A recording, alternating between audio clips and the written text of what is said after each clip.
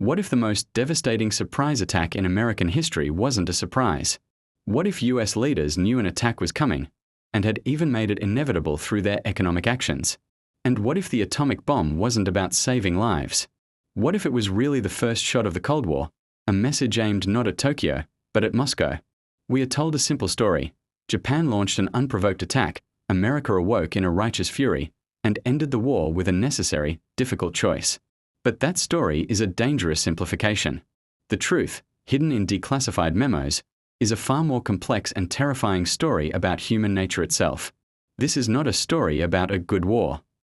This is the story of the real logic of total war, a 4-year chain of escalation, where each monstrous act made the next one logical. To understand the fire that consumed Pearl Harbor, one must first understand the fuel.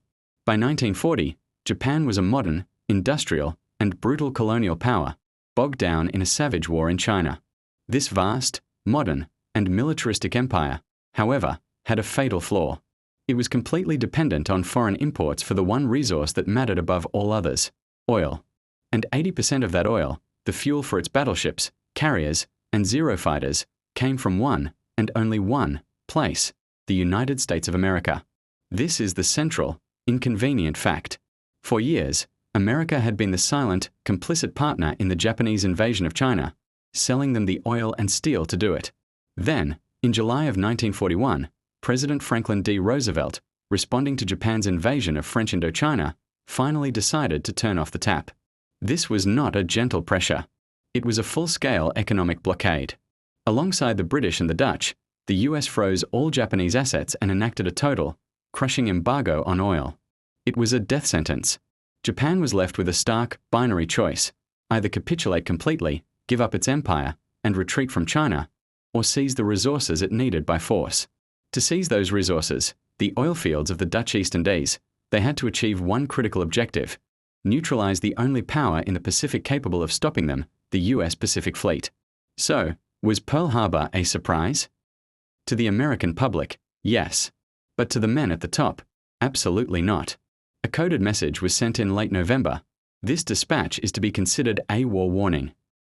The failure, then, was not one of intelligence, but of imagination and racial arrogance. US commanders didn't believe the Japanese had the technical skill or audacity for such an attack. They did not believe the Japanese could modify torpedoes to run in the shallow 40-foot deep harbor, a feat the Americans themselves had deemed impossible. They were catastrophically wrong. And so, on Sunday, December 7, 1941, at 7:55 a.m., the illusion of peace was shattered. The frantic radio call went out: Air Raid, Pearl Harbor. This is no drill. It was a tactical masterpiece. In less than 90 minutes, 18 ships, including 8 battleships, were sunk or severely damaged. The USS Arizona exploded in a catastrophic blast that killed 1,177 sailors and Marines instantly. The USS Oklahoma capsized, trapping hundreds of men inside. As the Oklahoma rolled, 429 men were trapped in total darkness. In the days that followed, rescue crews, hearing their faint tapping, frantically cut holes in the hull. They saved only 32. In total, 2,403 Americans were killed and 1,178 were wounded. 188 aircraft were destroyed on the ground. It was a complete and total humiliation. The Japanese plan, however, brilliant as it was, contained a fatal flaw. Its architect, Admiral Isoroku Yamamoto, had studied at Harvard and knew America's industrial power. Yamamoto's plan was a psychological gamble. He believed this one, crushing blow would shatter America's will to fight and force a negotiated peace.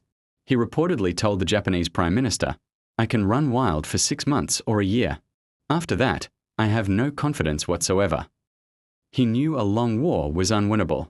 But in this, his one great gamble, he was profoundly wrong. In his private diary, Yamamoto wrote, "I fear all we have done is to awaken a sleeping giant and fill him with a terrible resolve." But Yamamoto was wrong about one other, crucial thing. He hadn't just awakened a giant. He had given that giant a righteous, moral justification to become a monster.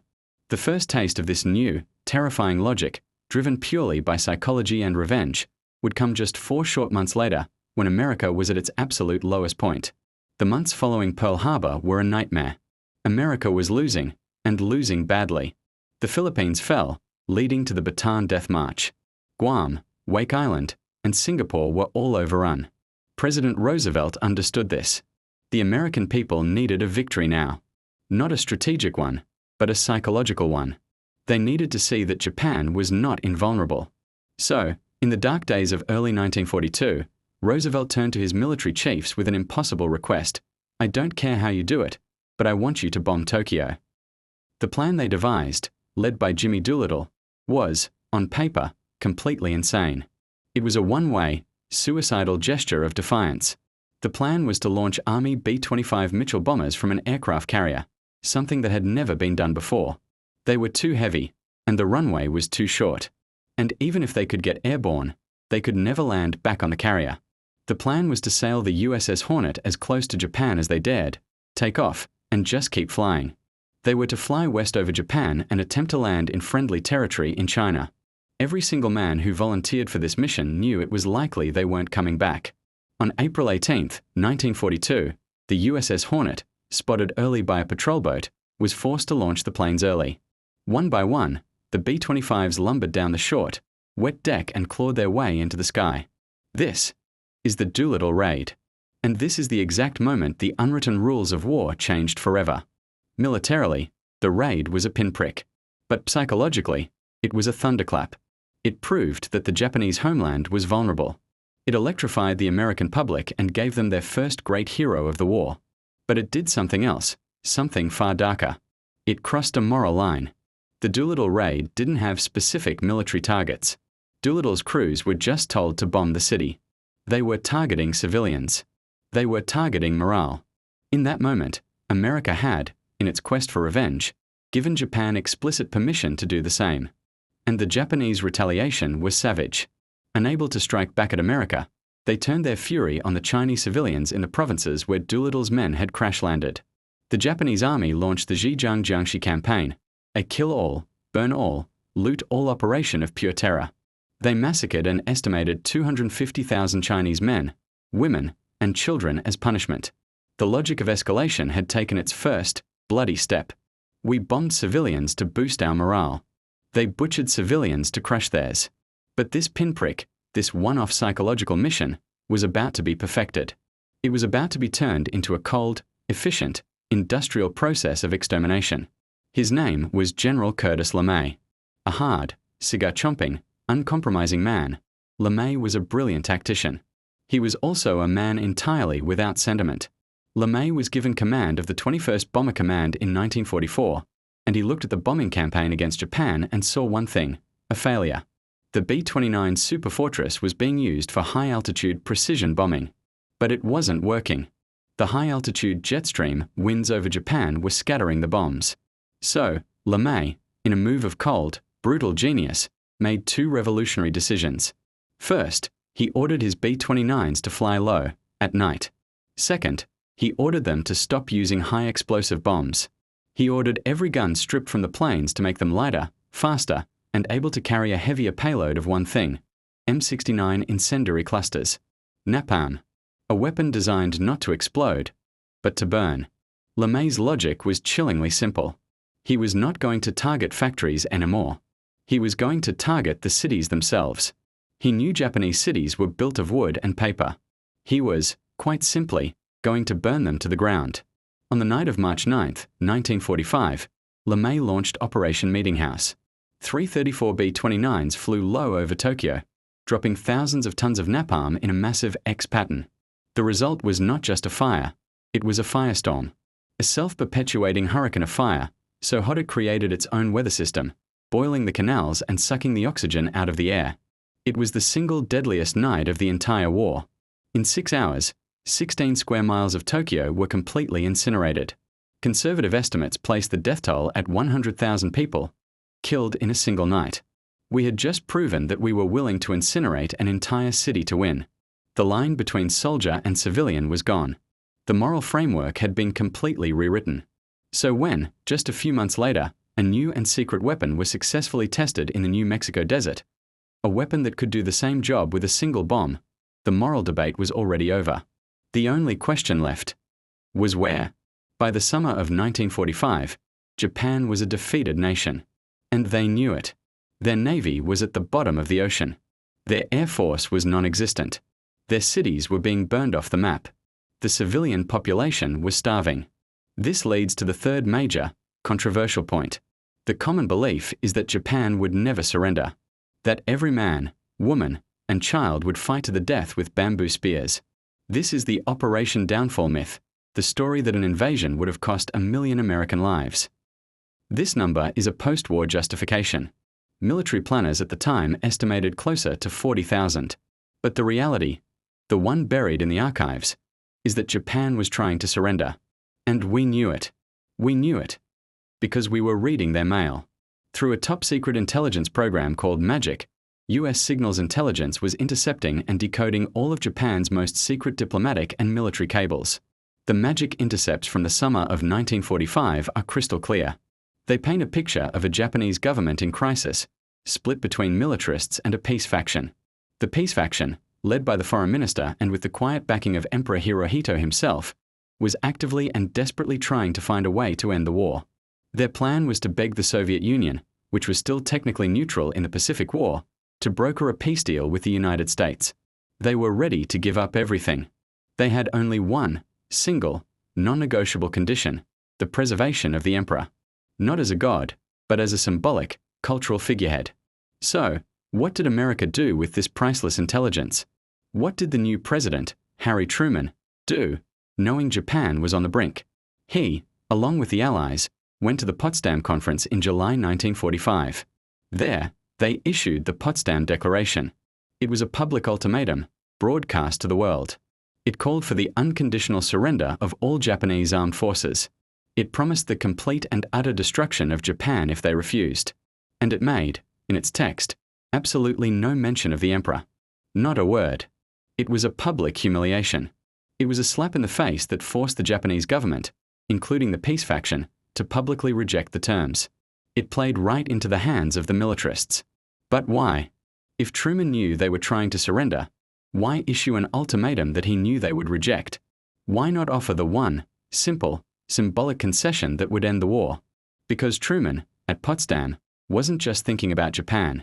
He was sitting across the table from a new and far more dangerous rival, Joseph Stalin. He was looking at a map of Europe, at the terrifying, unstoppable advance of the Red Army, which had just swallowed all of Eastern Europe. And he was thinking about the Soviets. And just days into the conference, he had received a secret, coded message from the New Mexico desert. The gadget had worked. A new kind of fire was ready. On July 16, 1945, at the Trinity test site, the world's first atomic bomb was detonated. The flash was brighter than the sun. The mushroom cloud climbed 40,000 feet. We knew the world would not be the same, recalled J. Robert Oppenheimer, the father of the bomb. A few people laughed, a few people cried, most people were silent. As he watched the terrible column of fire rise, Oppenheimer recalled a line from the Hindu scripture, the Bhagavad Gita, "Now I am become death, the destroyer of worlds." The most powerful men in the world were now gathered at Potsdam. Stalin, Churchill, and the new, untested American president, Harry Truman. And Truman had a secret. This is the fourth, and perhaps the most crucial, point. The atomic bomb wasn't just the last act of World War II. It was the first act of the Cold War. At Potsdam, Stalin had confirmed to Truman that the Red Army, as promised, would declare war on Japan, invading Manchuria on August 15th. Truman, in his private diary, wrote, "Feeny Japs when that comes about." But think about that. If Truman knew the Soviet invasion would finish the Japanese, why did he need the bomb? The answer is terrifyingly logical. The last thing Truman wanted was the Red Army sweeping across Asia. He didn't want to be carving up Japan and Manchuria with Stalin, the way they were carving up Germany. Truman needed to end the war. Fast. He needed to end it before the Soviets got in, and in a way that would send an unmistakable message of power to Stalin. A few days later, he casually walked up to Stalin and told him that America had a new weapon of unusual destructive force. Stalin, who already knew all about the Manhattan Project from his spy, Klaus Fuchs, simply nodded and said he hoped the Americans would make good use of it. The game was set. The bomb was a demonstration.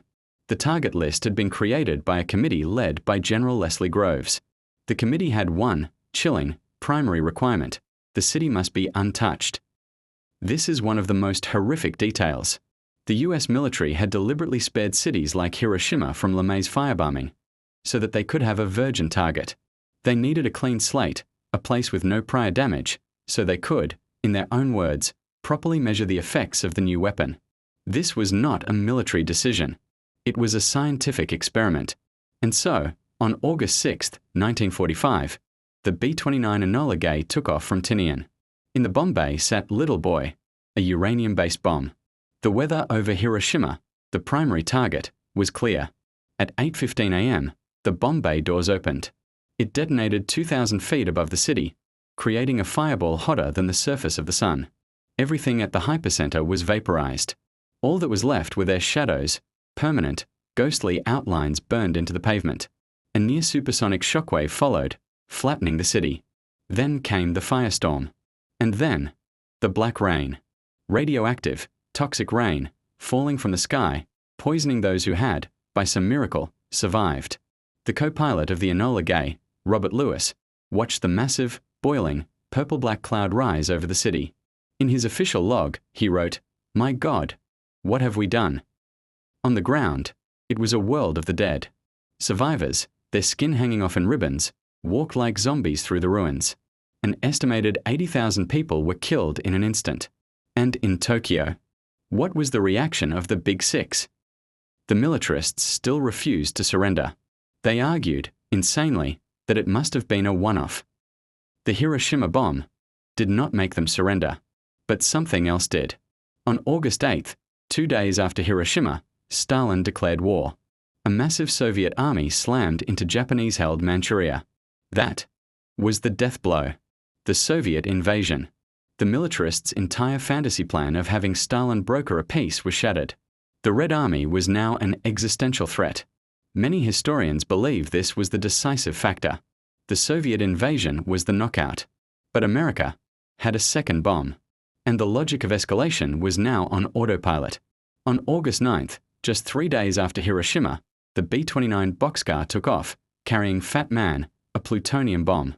The primary target, Kokura, was obscured by clouds. The plane diverted to its secondary target, Nagasaki. 40,000 more people were killed. Why the second bomb? Why, when Truman knew the Soviet invasion was underway? This is the darkest part. We had 2 bombs. 1 uranium, 1 plutonium. 2 different designs. And the military-industrial scientific machine needed to see if both of them worked. This final, double blow, the second bomb, and the unstoppable Red Army, finally broke the deadlock. On August 15th, Emperor Hirohito spoke to his people for the very first time, asking them to bear the unbearable and accept surrender. The logic of escalation had won. But what had been lost? We started with a simple story of a surprise attack and a necessary retribution. We found a far more complex and human reality. We found a story of economic warfare, a calculated oil embargo that made a Japanese attack inevitable. We found a story of revenge, the Doolittle Raid, that blurred the line between soldier and civilian. We found a story of cold, industrial logic, the firebombing of Tokyo, that turned mass killing of civilians into a spectacular success. In the end, America got its unconditional surrender. And then, in one of history's great, tragic ironies, we let the Japanese keep their emperor, the one concession they had been asking for all along. The logic that connects Pearl Harbor to Hiroshima is the terrifying, seductive idea that to win, you must be willing to do the unthinkable. That fire is still with us. The only question left is whether we have learned anything at all.